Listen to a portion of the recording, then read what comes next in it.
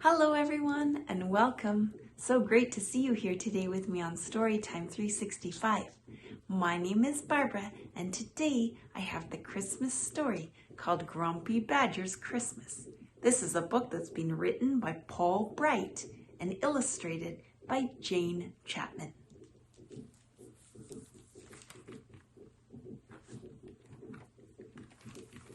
It was almost Christmas and the forest was a flurry of activity. The animals were bustling here and there, putting up the Christmas tree, wrapping presents, making tasty cakes and cookies, while the young ones scampered about, squeaking with excitement. Everybody was looking forward to Christmas. Well, almost everybody. Grumpy Badger looked out of his window and scowled. "Merry Christmas," shouted Squirrel. "Merry Christmas? Bah," he shouted back. "What piffle! I am a sensible creature and I sleep all through the cold winter.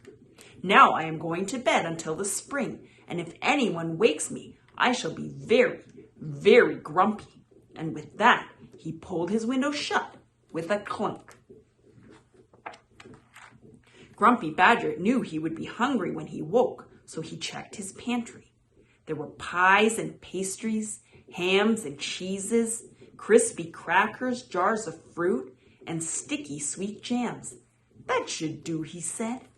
Then he filled his hot water bottle and climbed into bed. He had just closed his eyes when there was a knock at the door. Knock, knock, knock. It was Mole. "Merry Christmas, Mr. Badger," he said timidly. "I'm sorry to bother you. I've been trying to put lights on the Christmas tree, but it's just too big. Could I please borrow your ladder?" "Christmas tree?" spluttered Grumpy Badger. "Piffle and double piffle. Christmas is for sleeping, and that's what I'm trying to do." And he closed the door with a bang.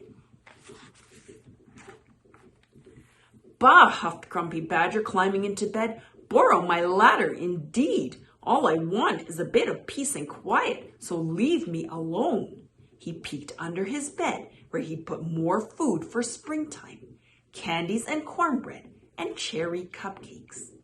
Then he huddled deep into his big warm comforter. He was just starting to snore when there was another knock at the door. Knock, knock, knock. This time it was Squirrel. "Hello, Badger," he said cheerily. "I brought you a Christmas present." "Christmas present?" snorted Grumpy Badger. "Piffle and triple piffle. I don't like presents and I don't like Christmas. All I want is a little peace." And he shut the door with a crash. Now Grumpy Badger was really grumpy. To cheer himself up, he thought about the bottles and bottles of homemade lemonade he had in the cellar. Then he lay down and closed his eyes, but he couldn't sleep. His head felt a little chilly. Suddenly, there was a loud banging at the door. Bang, bang, bang. "Oh, what is it now?" Grumpy Badger sighed. He was about as tired and grumpy as a badger can be. "Oh, Badger," panted Rabbit, "help! It's poor Mole. He's stuck at the top of the Christmas tree. Come quickly." "Piffle," shouted Grumpy Badger, "and triple piffle on top of that.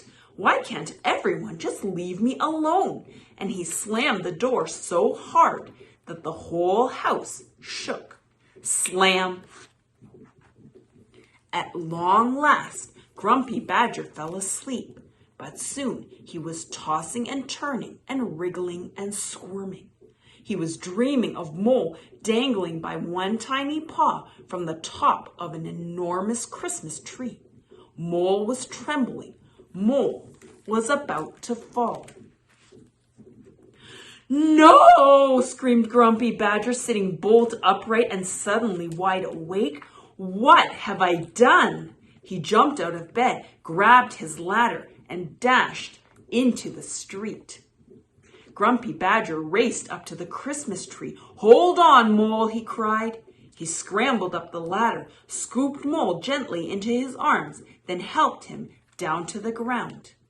I'm sorry I left you hanging, mumbled Grumpy Badger. I suppose I've been a bit of a grump. That's okay, said Squirrel, and he gave Badger back his Christmas present, a soft, fluffy nightcap. I've been so grouchy, said Grumpy Badger. What can I do to make things better? And then he knew. Badger's Christmas party was the best ever. There were pies and pastries, cheeses and hams and sticky sweet jams, cookies and cupcakes, and bottles of homemade lemonade. They jigged and jived and joked and laughed late into the night. Merry Christmas, everybody, Badger cried, and if you don't all come to my party next year, I shall be very grumpy indeed.